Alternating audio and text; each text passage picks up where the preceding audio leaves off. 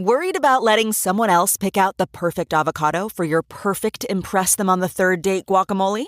Well, good thing Instacart shoppers are as picky as you are. They find ripe avocados like it's their guac on the line. They are milk expiration date detectives. They bag eggs like the 12 precious pieces of cargo they are. So let Instacart shoppers overthink your groceries so that you can overthink what you'll wear on that third date. Download the Instacart app today to get free delivery on your first 3 orders, while supplies last. Minimum $10 per order. Additional terms apply.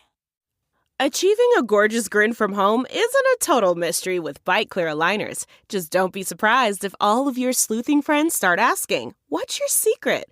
Begin by ordering your at-home impression kit today for only $14.95. Bite Clear aligners are doctor-directed and delivered to your door.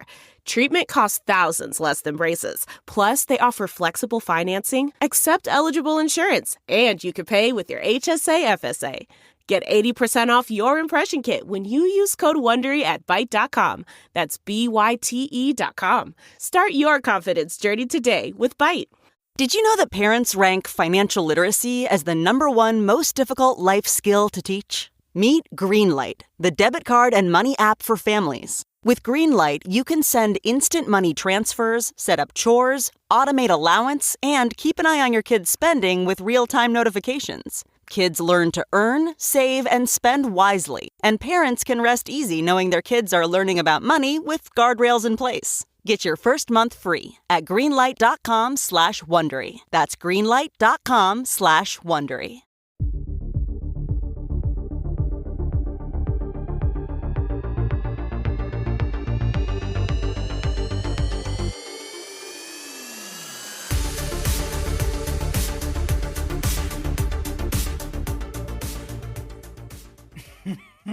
I mean, what else is there to talk about this week other than Lindsay Lohan is a mother?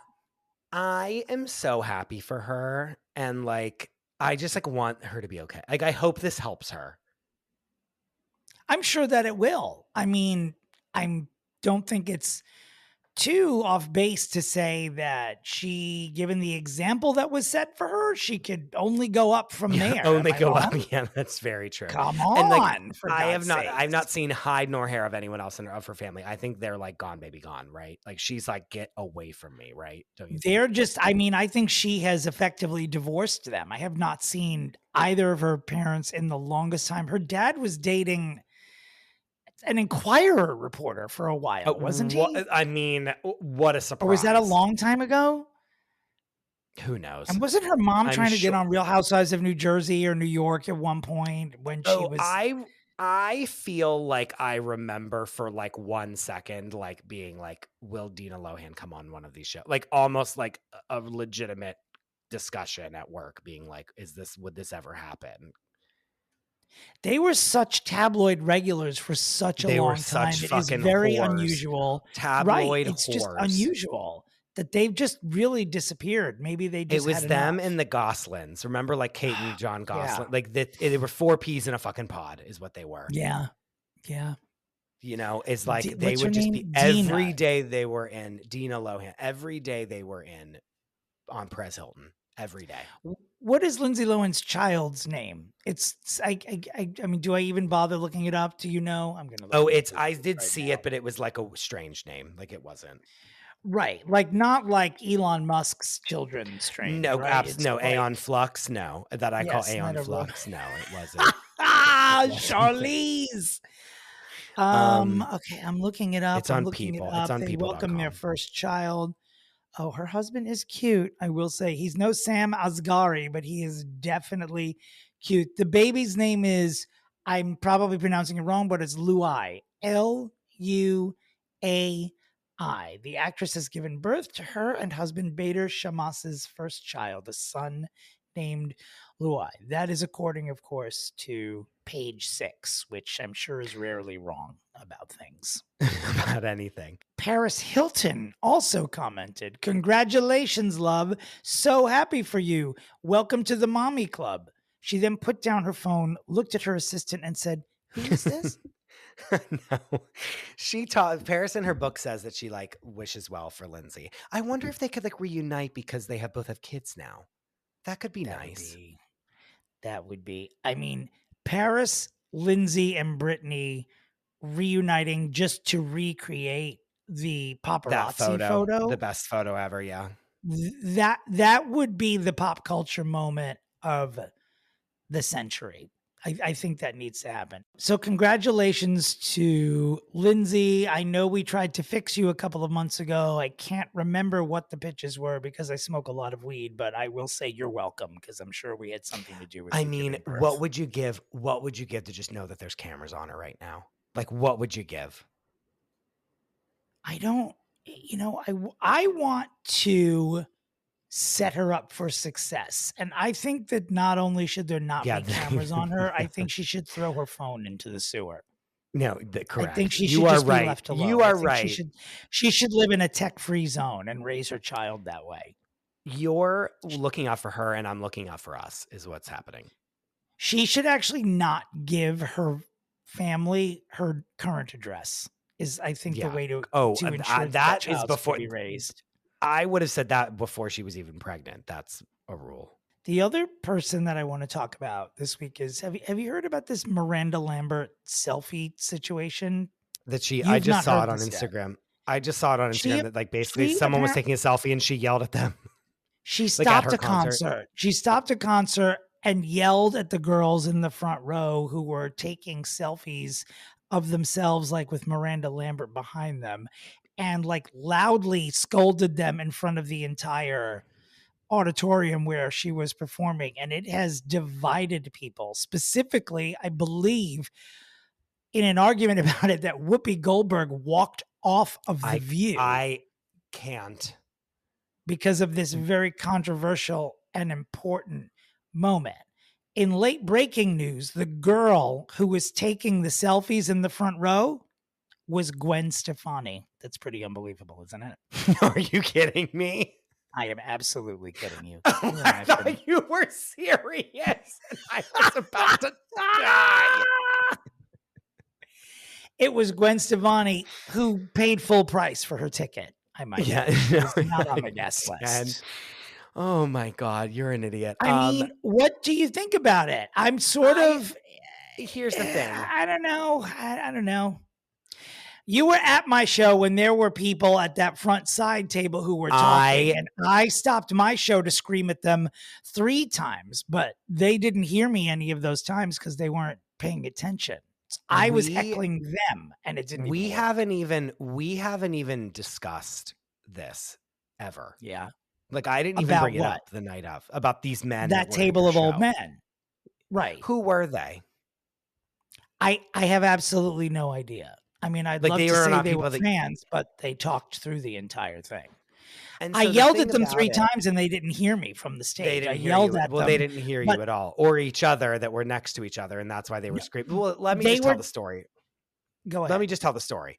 Dominic is on stage. He's talking. He's delivering jokes. He's talking about his youth. He's talking about his father. He's talking about all kinds of funny things. I'm laughing. Oh, we're laughing. Everyone's laughing. There's 3 men who are 70 plus years old. They're white haired for sure. Yes. Sitting so close to the stage, like touching the stage. Their table was touching the stage. Yes. They were in the pit, as it were. In the pit, as you would say. Yes, they were correct. They were as far stage left as you could get, but their table was touching the stage that I was performing on. And they start having a full-blown conversation and start showing each other their phones, like look, like what you just said to me right now of like Miranda Lambert. Like if we were in person, you would show me your phone of like, look at this news article where Miranda Lambert yelled at this girl. Like they're full on showing each other their cell phones and having at normal level full conversation while you're doing a stand-up routine on stage. Full blown. And I don't mind telling you, and I'm not trying to be arrogant about this at all, but at this particular performance, I was killing it. Like the crowd, every single person in the audience, other than this fucking cast of grumpy old men stage left, was they were there. They were with me. We were all in this together. They were Yes. laughing and crying and responding the way. And there was this one table that was just, it was like they were in a different venue, or they didn't realize that they were in a performance at a show. space, I don't in a theater. in public. It was bizarre. It was the most bizarre thing I've ever seen in my life. So I 3 times referred to them, and the third time I was yelling at them into the microphone from the stage, and they were not responding. It was bizarre until the manager of the cutting room obviously heard this, because he was one of the other people in the room everyone was paying attention to me except for these 3 coots.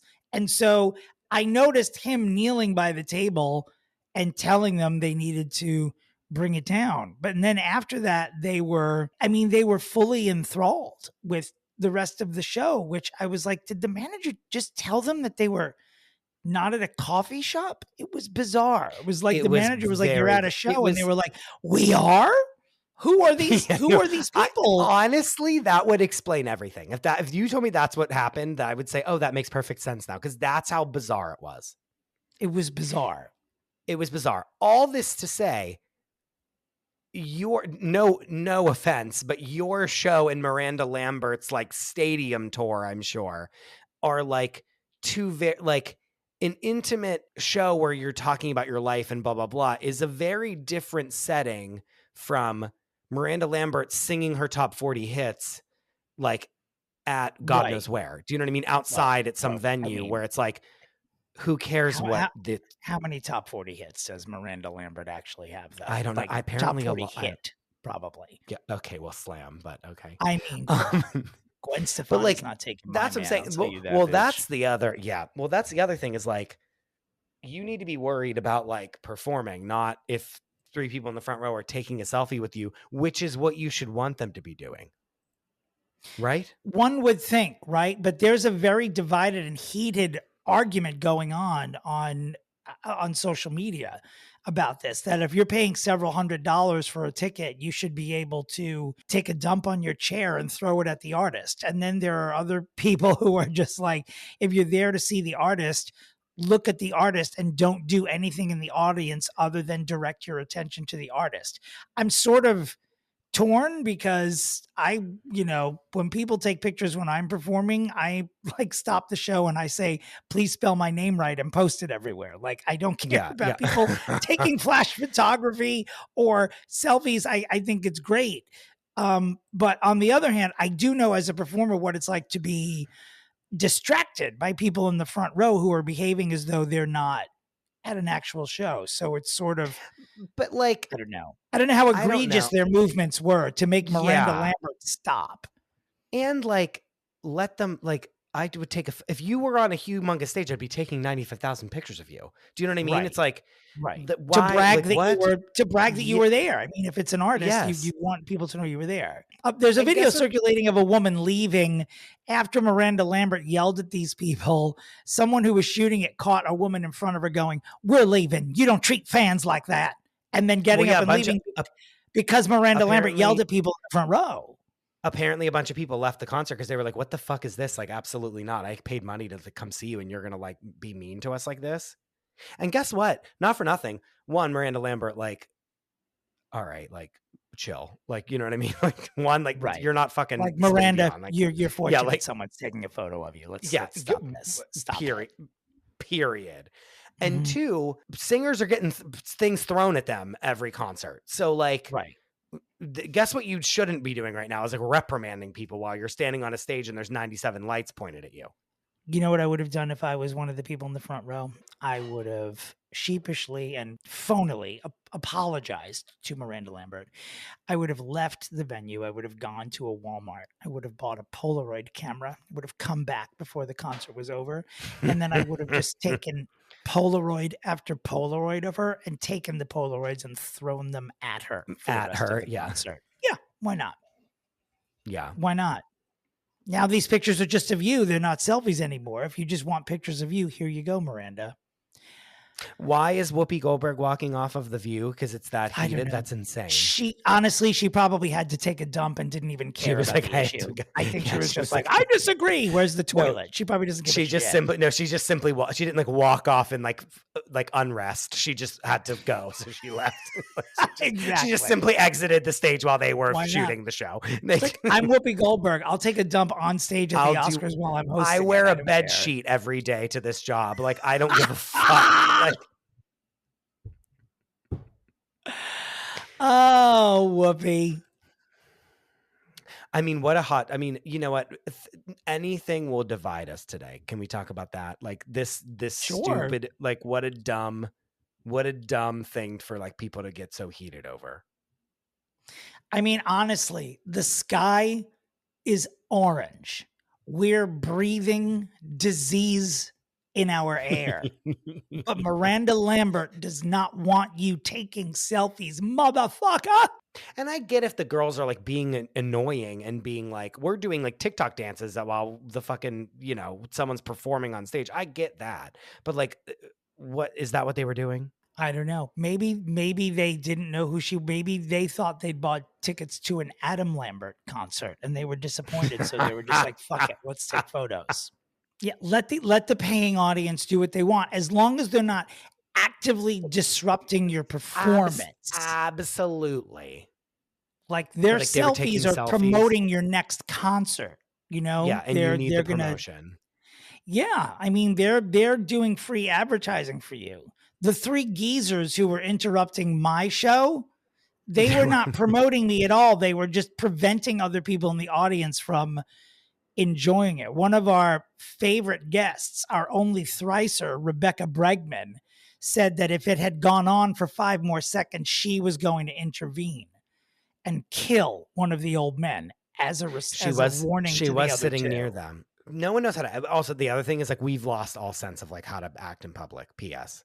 Did you see the video of that woman that was like walking off that plane that was like, oh my God, wasted, and she was like, "You guys don't even know," but like, burr, burr, burr. Like she was just like on some tangent that would made absolutely no sense, and he's not real. Was like, that what are you motherfucker's talking not about? real. Yeah. She didn't appear to be an unwell person. Like she seemed very put together, like not the kind of person that would have that sort of dust up on a plane, but she was bonkers. That woman, out of her she mind. was absolutely bonkers. No, we're like losing our minds, rightfully so. Speaking well, of on that note, yeah. Speaking of losing people that have minds, lost their minds, let's get to here we go. today's subject and guest. Oh, and by the way, before we get to our subject and our amazing guest, please don't forget about the Clitorally candles. A link to buy them can be found at the Fixing Famous People Insta page. There are not many left. You cannot survive the rest of the summer without having a Clitorally candle. What are you doing? They're selling out, and we're very, very low on inventory. So the last couple are about to get bought up. So if you don't have one and you want one, you better go get it. Okay, guys? Now, let's get to our guest. Bombas makes the most comfortable socks, underwear, and T-shirts. Warning, Bombas are so absurdly comfortable you may throw out all your other clothes. Sorry, do we legally have to say that? No, this is just how I talk, and I really love my Bombas.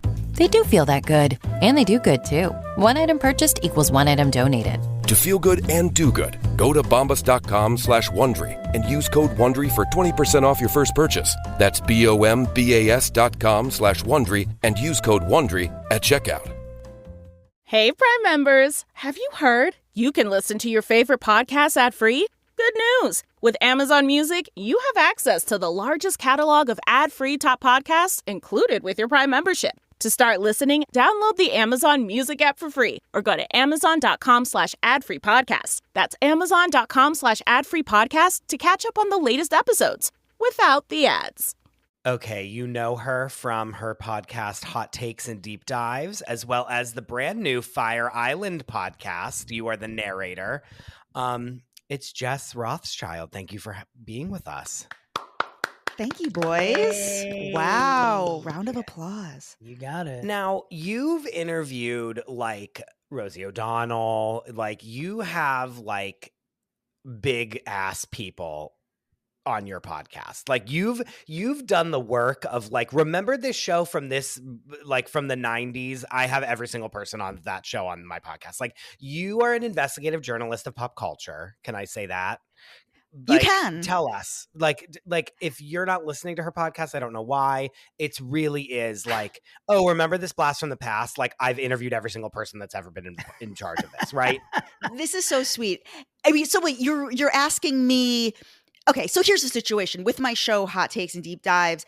I'm not doing it for my hell. I mean, I'm doing it because I genuinely love these people. These people were genuinely formative to my gay identity when I was in high school and in college, and it's because I have always loved these people, whether that be like a Rosie. You're talking in the realm of like a Rosie, Sandra Bernhard, even Judy Gold, a comedian, here in New York City, who I've loved for and been a fan of forever, Isaac Mizrahi.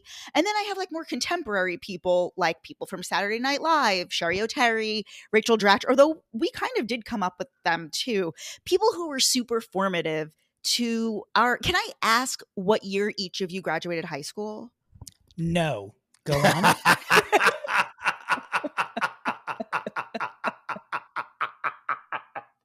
2009.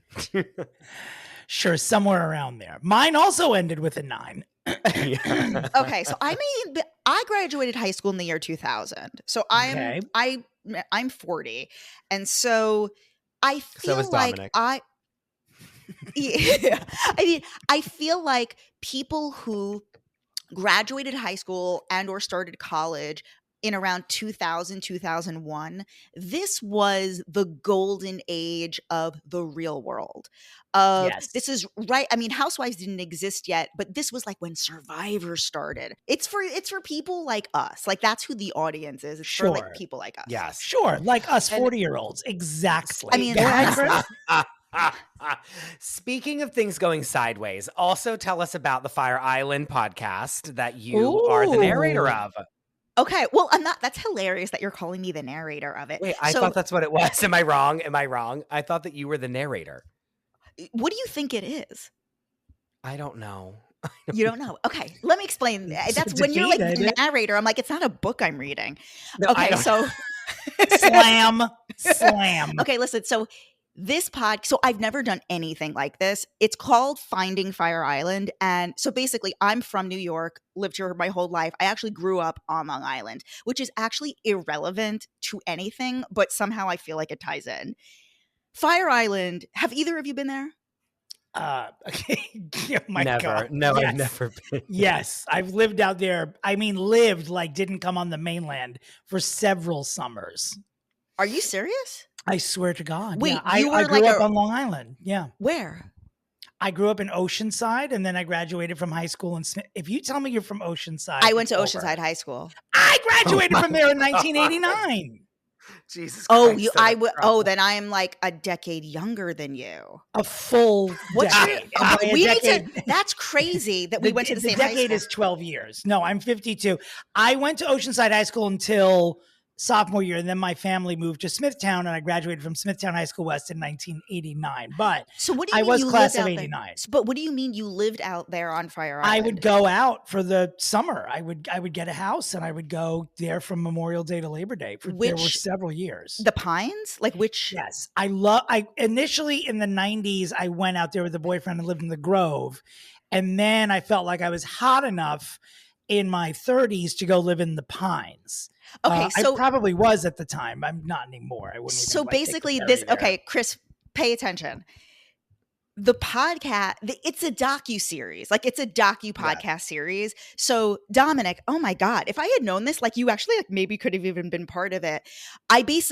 Every episode is centered on a different theme. So like the first episode is called Gay Summer Camp, and it's Okay. how everything that plays out in the Pines and Anne and Cherry Grove is very reminiscent to like an adult sleepaway camp with sex and drugs. Sure.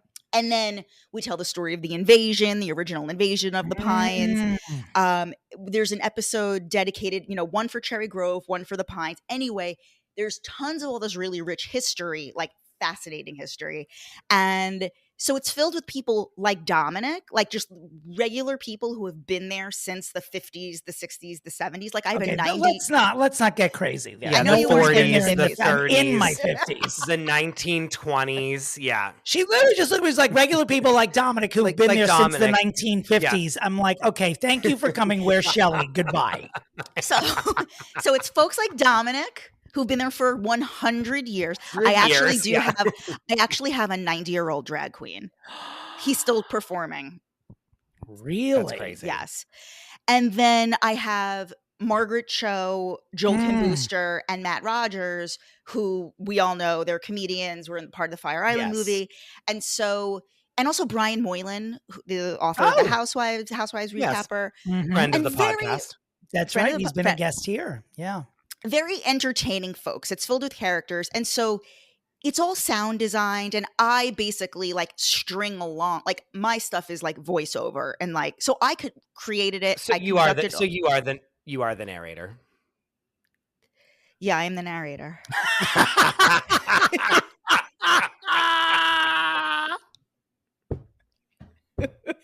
That's also I you're the believe narrator. you owe Chris All DeRosa this an apology. I all this believe to you say slammed that him earlier. You're the narrator, but Dominick, so I can't believe. Yes, go on. No, we're going to talk after this because the gayest summer of my life was maybe what fucking year was it? 2008, where I would leave. I lived in the Pines and I would just leave Tuesday morning to do the warm up at Tyra Banks Tuesday, Wednesday, Thursday, and then come back Thursday night. And I would just like couch surf on those 3 days. And it was like my week was with Tyra and my weekends were with everyone on your podcast, basically. I had no idea that I was putting creating a friendship when I. This is this a podcast. monstrous one crazy. too. One that I'm very nervous about, actually. So Finding Fire Island, it's out now, right? People can go listen. Yeah, it's out now. This week, it's 8 episodes total, and 3 episodes are out right now. So it's weekly. Great. Listen, if you're into Housewives, if you're gay, I think you're gonna. If you're listening to this, I think you'll dig it. Love that. Yeah, love that. We're here today to talk. Speaking of being gay, we're here to talk about Ellen DeGeneres. She's someone that we've had on the list. DeGeneres. You know, I like them in Excuse names. Me. Ellen Lee yes, DeGeneres. Just so we're clear.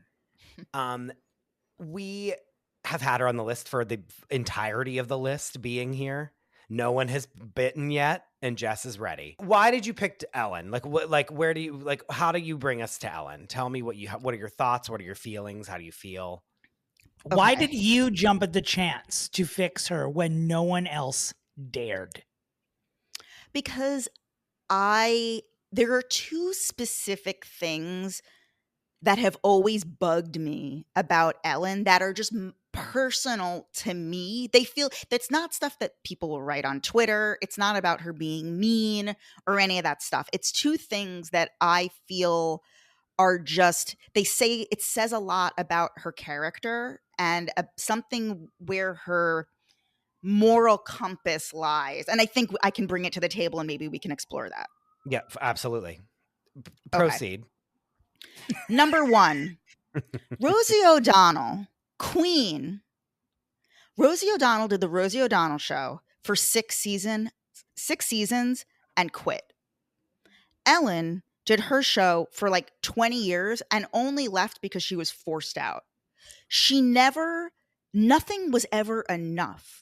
She's kind of a more person where, and it's not like I'm comparing her to Rosie, but Rosie's really the only template that I have for like a long-standing female talk show host. Sure. And obviously I've listened to hours of Rosie speak, and I talked to her a lot about this one-on-one, and she said that they offered her $100 million to stay. And she said no. Like, I've had enough. I've had enough fame. I've had enough. She's like, I have more money than I will ever use the rest of my life. And I have a lot of children, which cost a lot of money. She's like, it's enough. Right. And for some reason with Ellen, she could never say no to the fame, to the money, and to me, that's a huge turnoff. So that's point number one. Well, and to your point, like even today, I'm pretty sure that like Ellen and Portia move every year because they're flipping houses. Like these huge mega mansions, they're like always flipping or something like that, right? Am I wrong about this? I feel like I read this somewhere. You're right. And they're it's like, always what's moving. like for what? Like just for what? Like you would think that she would want to just go away and be done and just be like, I'm a bajillionaire. Like, let me just be a bajillionaire in silence. But it's like, is it maybe it's something with the like I can't sit still, so now I have to like turn my whole life upside down, aka my home. But like they're flipping houses like every year. I also think it's a tax thing. But, I think that they move. No, they're moving every year because the neighbors are complaining because they're vegan and their house probably fucking smells because of it. That's why they're moving. They're HOAs and their neighbors are like, get out. And Let's so it gets evict these uncomfortable bitches. and they sell. Yeah. Your vegan cuisine reeks. Did Leave you the- ever, there was a very early scandal, maybe like year 3 or something of her talk show, where it was something like she adopted, it was very like Lisa Vanderpumpian with that Lucy apple juice. It was something like that where first of all, how dare you, but go on. It was very Vanderpumpian in that she adopted a pup named Iggy from Pasadena, California based Mutts and Mom's animal shelter, but when the dog could not get along with DeGeneres' cats, she gave the dog to her hairdresser's 11 and 12-year-old daughters. Oh, but the shelter was like, you signed this thing that says you're not going to give this dog away and that you're just going to give it back to us. Like you're not going to give you this to can't random just ass give people. you can't just give. It is very Lucy apple juicy. And what's sick is I remember the minute you just said the name Iggy, it's like it flashed right back. Yeah, it all came right back, flooding and back. So when this hit the news, she went on her show and like trotted out there, told this story, like sobs. She said, and I quote, "Today is a hard day for me. Today is bad. I am not capable of coming out and pretending to be funny when things are going so terribly wrong right now." Yeah, going terribly wrong because she brought the room down and she's not even here. Thanks, Ellen. Yeah. God, no, but like going wrong because you fucked up. Like not because like something bad happened. Right. Like because you got caught. Yeah. Like not like because, oh, I did a bad thing. Like, do you know what I mean? Like it's bad because you got caught doing this. So I want to bring that into the conversation. And then we're leading up to my final thing, which is, and I think I could see Ellen feeling a sense of responsibility being the highest profile gay woman on television during those 20 years to maybe feeling like she needed to stay on television all that time. Though you're helping me segue into my real issue. I love that. Even though I know there's a slam coming, I'm going to keep talking about so her. Sure, like we may think that, but this is the thing that really has bothered me since the beginning. Mm-hmm. Her show premiered in like 2001, right? So it had been on the air. Right. The L Word premiered in 2004 and was on the air for 6 seasons. She never had a single cast member from the L Word on as a guest. Not Jennifer Beals, not no one. And Jennifer Beals is a household name. Yeah. That's very interesting. Bugged me. That was like a never-ending source of my contempt for her. Yeah. So in her defense, I will say that when she came out on TV, I feel like that was a humongous moment where it was like forcing people to have conversations that like they wouldn't normally have. So I do feel that like, I feel like a lot of her career was then distancing herself from that. And that's not an excuse or anything, but I feel like that's the thought process there is like, I now need to be like America's sweetheart again and not like trigger people. An outsider. Yes. You know what I mean? Right. And so I think that that's a huge part of that. Not that that makes it right or I'm not, you know, whatever. But I feel like so much of that was like, well, I can't have these people on because then like everyone can just bring up that I was like, had my own show where then I came out and it was this big thing. You know what I mean? I feel like there was so much of her that was like pushing her to not be like just be Ellen and not be like a gay woman on TV. Do you know what I mean? Well, she was completely sterile. Although she would trot out Portia. It wasn't like, oh, I'm just like a eunuch. Like she did have Portia would like be there. Like it was known. I will never take away her importance in gay history, but it wasn't as though she just woke up one day and was like, I'm going to throw caution to the wind. Like that's not how the story happened. I'm going to do the noble. I'm going to do the noble thing and do this. Yeah. I do think, though, as we're talking about her, and we are using the word sterile, which I just love as an adjective because it's just so descriptive and particularly accurate for her. Yeah. I think maybe it was a self-sterilization because you have to remember that before Portia, R.I.P., we had Anne Heche, who was literally, literally the anti-sterile gay woman or bisexual woman. And she was, I think that Ellen thought Anne Heche was a wonderful idea. I think Anne thought Ellen was a wonderful idea until Anne just kept being Anne. And Ellen was like, can we just calm down for a minute? And Anne was like, I'm actually going to get Anne Hechier with this shit. And she did. And Ellen was just like, this is, I don't know all the details, but it very much seemed like Ellen was like, this is way too fucking much. Like I did the puppy episode. I didn't get hired for a couple of years. Now I have this talk show. You need to calm the fuck down. Get your hand out of my ass when we're at the White House. You need to stop the nonsense, Anne Heche. So that could be a reason why she sort of Oprah-fied herself a little bit when the Ellen DeGeneres show started. I don't know. What do you think? I have read Anne Heche's memoirs, obviously, since you know that I read I'm in a book club that reads only female memoirs of celebrities.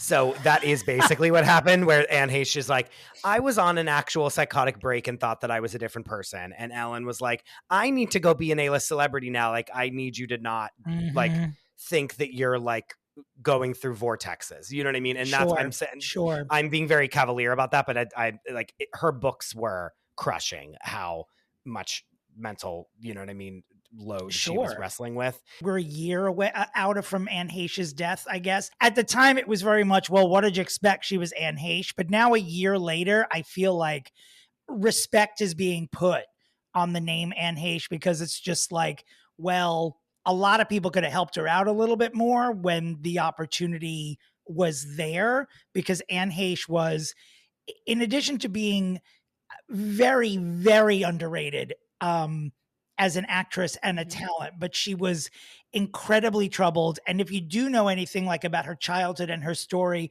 it's really quite miraculous that she was able to make it to the age that she did, because she was a troubled, abused, problem-plagued person. And, you know, I mean, you could see the look on Ellen's face when, was it TMZ caught up with her? And she was just like, I haven't seen her in 20 years, but I'm sad when anyone dies. And, you know, I think it's terrible, blah, blah, blah. And you know what the reporter wanted to ask and didn't, but they just wanted to say, isn't this kind of your fault a little bit decades out? Yeah. Isn't it? Don't you bear a little bit of responsibility? Like, she was sort of like, this breakup is causing me to have a psychotic break. And you just were like, God, exes, am I right? You know, that was sort of Ellen's reaction at the time. When her like fall started to happen, like people did come out of the woodwork, and a lot of the people that were these like YouTube stars that in these like little the one kid that was like supposed to be the next Justin Bieber that Ellen was like, I'm going to manage you, came out and was like, she never did anything for me. She like, I was like signed to her record label. She basically like made me want to have an album. I had to go on this tour. She was there. She was like that character in the other two, Molly Shannon's husband in the other two. Yes, basically.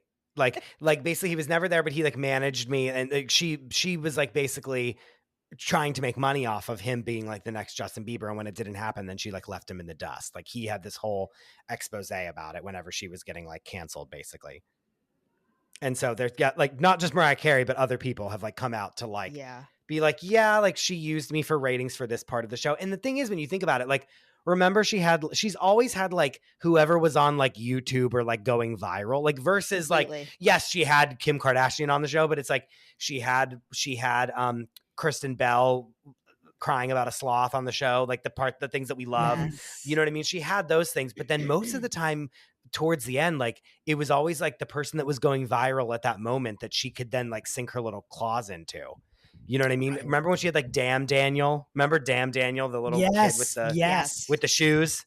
You know what I mean? Like she had like him on like a million times, and like these people that wouldn't get this kind of exposure otherwise. I will say this. If I was a celebrity, an actual celebrity, rather than a minor podcast hero, which is what I've become because of fixing famous people and Chris DeRosa's attention, I do believe I would not do the Ellen DeGeneres show, because I swear to you, if I was sitting on that fucking set and someone popped out of that table, I'm not exaggerating, I would have killed Ellen DeGeneres on live television. What is the psychology? Yeah, what is the psychology of someone who gets off on scaring people?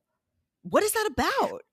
And I get the, like, you know what was funny was when she would make her producer go and do the haunted house. Like, that's funny to me. But they know that they're doing it. Like, they're consenting to this. You know what I mean? When you're like doing a real interview and then someone jumps out of like what you think is a table, that's terrifying. They also beat the haunted house thing to death, because after the third season they did it, it just wasn't. It was too well lit. It was a bit after that. It wasn't funny anymore. I was reading here. So before the formal investigation, there was this viral Twitter thread from comedian Kevin T. Porter asking people to just tell me your most insane the most insane stories you've heard of Ellen being mean. And they were flooded with like real anecdotes, like a waitress who was told that she was almost fired because she had served Ellen, but she had chipped nail polish. Like, not that there was nail polish on the plate, but just like her nails happened to be chipped. And she almost got fired. Another person. Oh, but is that real? Wait, hold on. Is that real? Like, anyone can make that up. How are we going to verify these things? Ellen has denied that. That specifically, that story, I do think that she denied. But that's one that I actually hope is real, because I think it's so ridiculous. I'm praying that it happened. The story of like making people around the office, they have to chew gum, and if they smell, they have to leave, go home and shower. Those are like her people who like staff who worked for her, that there were certain writers who she never met or never spoke to, like just that she had bizarre rules.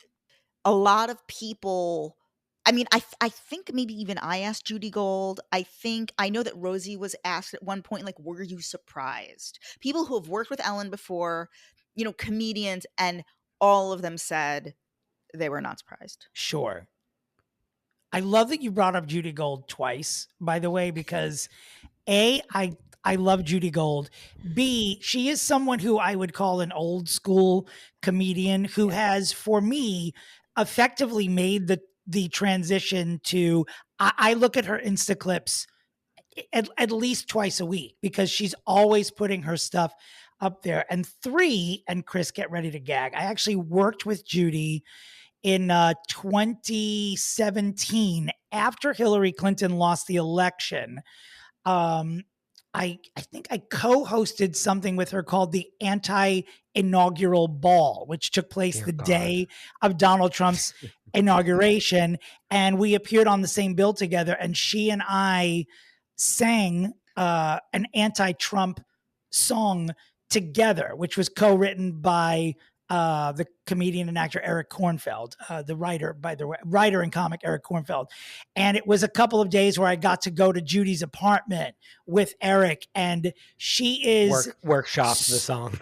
I mean, yes, and wrote it, workshopped it. She is so much the person that you see on stage that it's, I don't want to say jarring, but it's almost like you are this droll. Like, it's hard. Like, I'm trying to get as close to her as possible because she's an icon.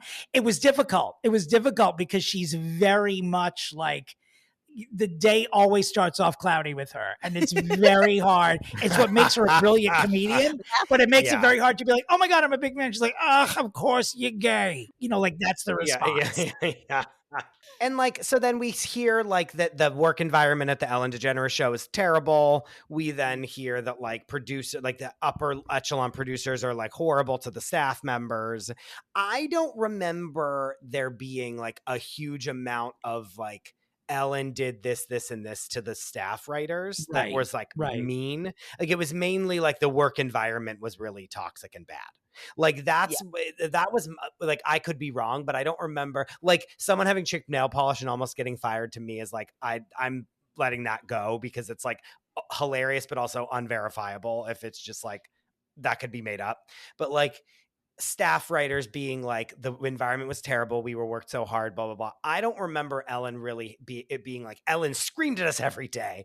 Well, no, the thing that I read was that they in that when the big expose came out, it was that they were basically like, yeah, every day she would pick a new person to sort of terrorize, like scare them, or like prank them and shit like that, or like no, like be like a horrible boss too. Pop out of a table in their homes and scare them then. Like, or be in their shower in the morning. Yeah. It's funny because, Rosie and Ellen get mentioned in the same breath often for obvious reasons. And there are many people who have bad things to say about Rosie as well. Some of them similar to the bad things that are said about Ellen. And I will tell you that having met both of them, I will tell you that like the energy, I met Rosie when she was being read by Therese Caputo when I was the executive producer of Long Island Medium. This is a few years ago. That's how Long Island this bitch is. Jess just passed out. Chris, give her some salts. And we had Rosie on. She could not have been, she was everything you, as a gay person, as a comic, and as a Long Islander, she was everything that I wanted her to be. Affectionate, physically affectionate, really funny, nothing awkward. She was just, the day we spent with her was so delightful. I met Ellen when I was a producer several years prior to that on The Bachelorette. And I was there. The Bachelorette was Deanna Pappas, and she was appearing on Ellen. And I had to I was like The Bachelorette's body man basically that year. And Ellen was obsessed with The Bachelorette, like obsessed with the show, obsessed with this particular Bachelorette. And when Deanna introduced me, Ellen's energy changed completely. She held out a very limp hand. She, like when she was talking to Deanna, she was so into it. Deanna and I were very close at the time and said, "This is my producer, Dominick." And I was like, "Hi, nice to meet you."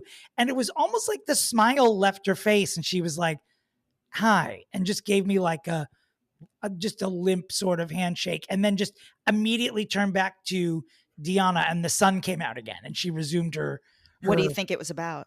I have no idea, really. I mean, it could have been me. I'm not everyone's cup of tea, but she also punched me right in the face right afterwards. I want to make news, even if it's she also spit right in my face. She spit in my face, and then she called me a faggot. I was very taken aback. Very. She pulled out an unused envelope and gave a paper cut on my actual cornea. This was a sick woman. I mean, so that's my case. That's my case. I mean, it's telling. I rest my case. I get it. No, it is a compelling case. And it is, no, but that is something. It's really, and like how many times, Dominick, have we been like the producer with the very famous person? And then they're like, here's my producer. And then the other person that's talking to them that's famous is like, oh, like, I don't want to talk to like a plebeian. Like, no, we're talking, you know what I mean? Oh, you're like, a failed actor or comic. Hi, nice to meet you, producer. I'm going to get back to the famous person. Yeah, get that a lot. Yeah. Like how many times has that happened to us by like people that have no business even doing that to us? Like a million more times than I can count. Sure. Oh yeah. Wow. So all of this leads to, in my opinion, the most damning thing that's ever happened to her, which is Dakota Johnson comes on her show. I mean, am I wrong? Well, this is although Although am I wrong?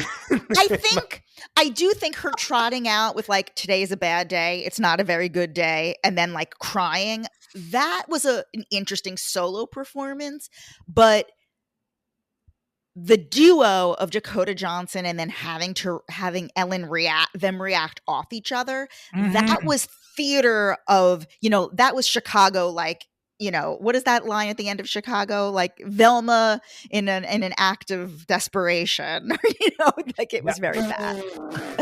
What is that line in Chicago? No, and now Velma Kelly. Yeah. Velma Kelly in an act of desperation. That is fucking hilarious. Because that was like. Well, Chris, you must articulate what happened for anyone listening who doesn't know.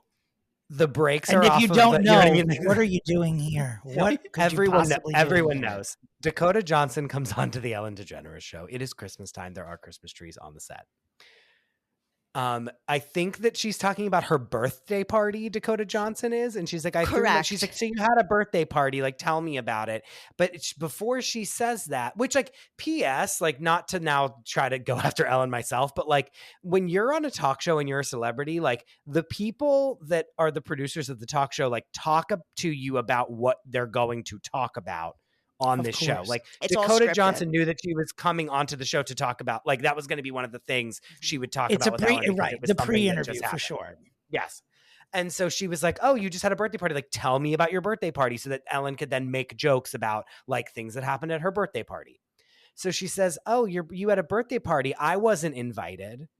And Dakota Johnson said, no, Ellen, you actually, I mean, I don't know why I'm recapping it word for word as if everyone that's listening to this hasn't seen it, but Dakota Johnson says, no, you said no. Like you declined to attend.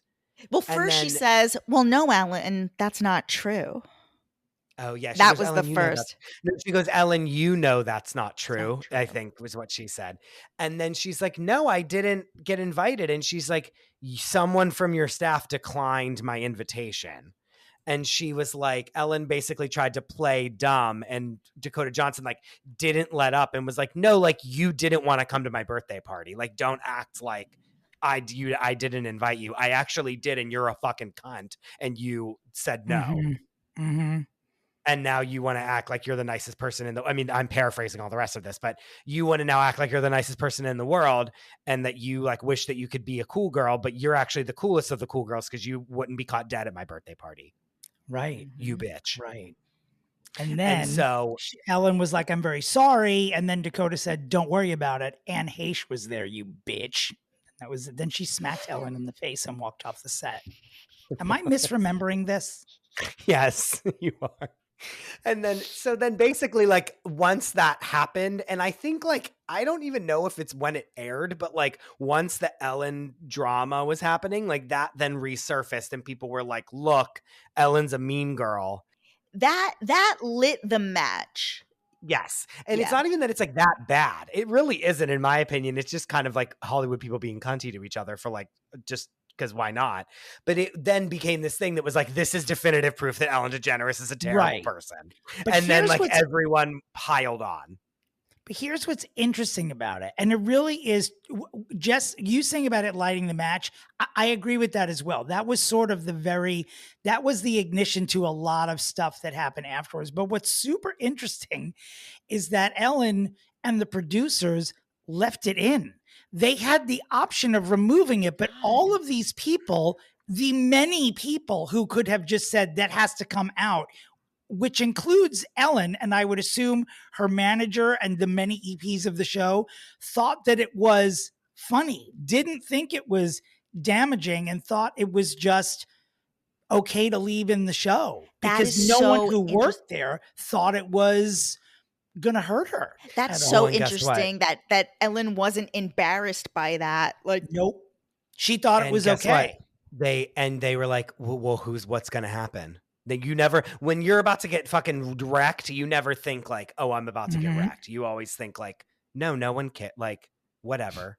Right. Well, I feel like she was always very, part of this, her sterilization was her being very, you know, her image was very important, and it also seemed very manicured. So anything that would slip through, it meant that they thought that this was okay. You know what I mean? Like everything from that to her referring to having to shoot the show in her multi-million-dollar mansion as being in prison. These were all things that they allowed to transpire on television because to them, this was the image they wanted. This was the image she wanted. Now where is she now is the question. Like, the show's over. She's a bajillionaire. True. I could see. She's flipping homes. She's flipping homes for no reason. I could see like 3 years from now. I predict 2-3 years from now, another Netflix stand-up special will come out, similar to how that's a good idea. She did that HBO special after the second sitcom she did was canceled. She came out with a stand-up special. I want to say it was called The Beginning, something like that, which was critically acclaimed and did very, very well. And that was eventually, I think she did 2 stand-up specials, and that was the launching pad for the talk show. So I predict she's going to close out the career with one last stand-up special, and that way that will be her legacy, and what people can remember her is, Ellen was a great stand-up. Well, the guest is already fixed before our pitch. That's a great pitch. That's a great pitch. Shelley, goodbye. Sorry. That's a great pitch. On that note, should we just go to the pitches? Why not? All right. Well, it's now the part of the show where we have to do our pitches. Jess, we are both going to pitch what we think Ellen should do. You are then going to decide which one of us you think has the better idea and what pitch Ellen should take. I always go first, so here's what I'm going to say. Ellen had a show that was on, I believe, at the time, HBO Max, that was like a furniture design competition show when they wanted to really try to make like the next competition show hit. And they basically, like, all these shows that were coming out on the heels of the success of the Great British Bake Off. Where they were then like, let's make shows where people are like designing things and it's nice and fun. And it was like Ellen Presents : like the furniture design off or something like that. And that's not what it was called, but something like that. But it was like Ellen Presents. And then the host was not even Ellen. It was the guy, if I remember this correctly, the guy that was like the FBI agent that was in the love triangle with Kerry Washington in Scandal. Like, why he was the host of it, I have no idea why. God. But he was, I'm pretty sure. I could be remembering this wrong, but I did zero research, but I think that's what it was. She has the money and power to be an executive producer and just like make things happen. What she needs to do is create a new production company and maybe not even tell anyone that she's started this new production company, and start making TV shows that we all love, whether that be, again, a furniture design competition show, a reality show. Like, start making TV shows and shut the fuck up about it. Don't be like, it's Ellen. Look, I'm Ellen doing this. Just make good quality TV under this new like shell company of like a production company that we don't know is hers right away. And it's not called DeGeneres Productions. You know what I mean? It's called something else. And like 5 years from now, after you have like 6 hits under your belt, be like, this is my production company. And I've been making these like really good shows that you guys all love. And I've been throwing millions of dollars at it because I have it. And then when it's like, you've now won us over because our favorite TV shows were made by you and we don't even know it. And now we have a crisis within ourselves to not like you, but now we have to like you because you're responsible for all the things that we like. You and Portia do a reality show where you're flipping your house every year. I knew it was and coming. every single season is a new house because every year you move.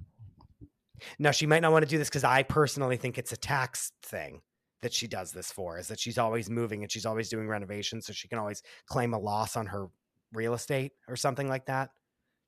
Does that make any sense? I don't know. Does it make sense to me? Yes. Is it like tax? Is it structurally sound? I have no idea. But like every season is a new house that Portia and Ellen move into and flip. And Portia's just like, why am I doing this? And Ellen's like with a power drill and then is like yelling at workers. Wow. And Wow. she creates a TV empire, and then she's also a star of a show. And that is my pitch. Wow. Okay. So, Jess, what usually happens now is that I invalidate Chris's pitch point by point. But this week, I'm not going to do that because not only do I love Chris's pitch, but when I was thinking this morning about what to do with her, I too thought about some real estate related reality show, but I was so certain that Chris was going to do it that I felt like I was betraying him by even suggesting that would be my pitch as well. I feel like knowing him, that pitch belongs to him because he believes in it more than I would have. And the way you sold it was chef's kiss. Like I almost don't want to pitch because I love your pitch so much, to be honest. But Ellen Lee DeGeneres, my pitch. What are we doing here, people? When we're going to fix someone, what do we want to do? We want to make them respectable. We want to make them relevant. We want to make them loved. And so I see no alternative other than Ellen DeGeneres has to start fucking Pete Davidson. I don't know what other solution there would be to roll her back into our lives on a daily basis. No, that is not. I hate you so that much. is not my. That's not my actual. I have an actual pitch. I think that we have seen enough of Ellen's personality. She started out as a comic / actor. Was she a particularly great actor? Not Meryl Streep level, but she was convincing enough that a lot of her comedy and acting work is what eventually got her the Ellen show. I mean, she had the other show. What was it? These Friends of Mine was on for a couple, whatever Ellen had morphed from. And she was funny. You know, they had pitched her as sort of like a new Lucille Ball, and she wasn't untalented. She was pretty good at that. I think that she needs to. She's now 65 years old, and I think there's room for a person who's going to get all of the elderly queer woman roles. And I think it's time for her to become some sort of dowager countess of the lesbian supporting role heroine, an American Judi Dench, if you will. I bet she's got dramatic chops. I bet she's got some dramatic chops in there, but I'm done hearing about Ellen's personal life. And I don't know that it would feel like she'd have to excuse her entire personal life away as part of like how to fix her in that way. So fuck it. Like if people think you're a nut, then just stay a nut, but show us how talented you were, because that's what started this whole thing in the first place. And just start acting, comedy, drama, whatever she wants. But you know, I would love, this is not part of my pitch, but one final stand-up special I think would be absolutely wonderful. But beyond that, I don't want that to be part of my pitch, but she should just be a senior gay actress. Like, why not? Who are the, you know, I don't know, Cherry Jones, Allison Janney, who are getting all of the gay leaning female No, roles in their 60s. This is very... No. This, speaking of structurally sound, this is one of those. It's funny you say that. It's funny you say that because not only have Rosie and Ellen been compared their entire careers, I'm now about to compare them in their after careers, in the afterlife, because Rosie too has leaned back into acting. Right. Like Rosie was on the reboot of The L Word. Rosie was on The Fosters. Rosie was on this and that. She played a cop on some other show. A League of Their Own. Oh my God. Oh, that's right. The new one. That's right. She was in the singular. Can I say it's a crime that A League of Their Own was not nominated for an Emmy? Darcy Carden should have been nominated for an Emmy. I thought it was so good. I thought it was so, and the fact that they aren't bringing it back, I thought it was beautifully done. It was the perfect show. It was beautiful. Do I announce drama? Do I announce my winner of who I'm choosing. For Okay, the pitch? but I have something to say before that. Oh, Dominic, no, here he goes. beautiful Here he pitch. goes. There's going to be some Dominic, trickery here. No. Dominic, beautiful pitch. What I thought you were going to say, and this is a very Dominic pitch of like being like, okay, you're going to go to scripted because that is what you usually do. When I do my reality show bullshit, you do like, you should be an actor. But when you were about to pitch and tell me what you wanted her to do, a strike, like just truly a lightning bolt came through my mind that thought that you were going to say that Ellen should become the new Judge Judy. How good of a pitch? That's not my pitch. It can't be my pitch. I know it's after. I'm doing it after the thing. But how great of a pitch would that have been if Ellen became was a Judge Judy-esque show? We'd all watch it, and she yelled at people. Mm-hmm. Like I'll tell you my runner-up idea. My runner-up. That's brilliant. My runner-up pitch was actually for her and Rosie to do, but I've already made this pitch for Tyra and Naomi, so I didn't want to repeat the pitch. I mean, I would want Rosie and Ellen to tour in any, like in The Odd Couple, on Golden Pond, Love Letters, do it all, like do an international tour, but they'd kill each other. They really would. What a missed opportunity, by the way, like the Rose, and it's Ellen's fault, but what a missed opportunity, that close gay female friendship amongst the two of them, what it would have been to sort of witness in the vein of Andy Cohen and Anderson Cooper. They could have been that. They could have been a sitcom of the two of them as like one is a late in life lesbian and one is not, and they like are neighbors and they're friends. Wait, like, do you know what I mean? Okay, would watch no, literally the show that you just described, like an older lesbians like doing the thing. I swear to God, Judy Gold and Sandra Bernhard pitched that show. They wrote the pilot. I don't think they filmed anything, but it wasn't bought by any. But like, what if like weirdly would love that show? Yeah. You know? And it was like supposed to be set in Florida.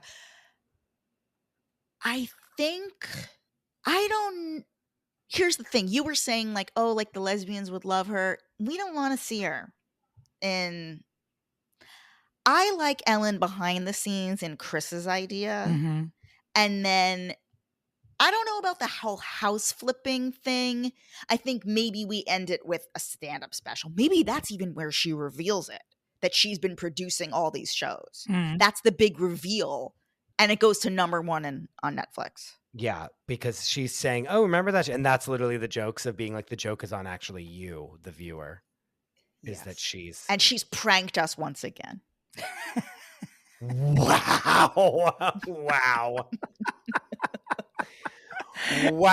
Okay, so with your help, that's a solid pitch right there. If like, wow.